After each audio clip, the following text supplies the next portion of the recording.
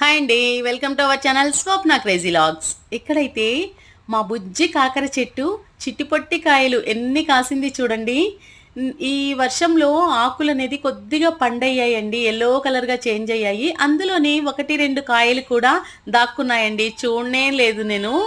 ఎంత బాగా కాసాయంటే నిజంగా పొట్టి కాకరకాయలండి.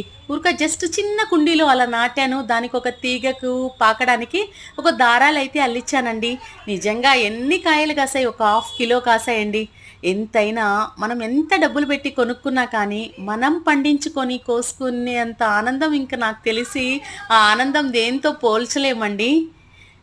ఇంకోటేంటంటే ప్రతి ఒక్కరూ మనం ఏదో ఒక చెట్టన్నా మనము పెంచుకోవాలండి. అప్పుడే మనకు ఆనందంగా ఉంటుంది.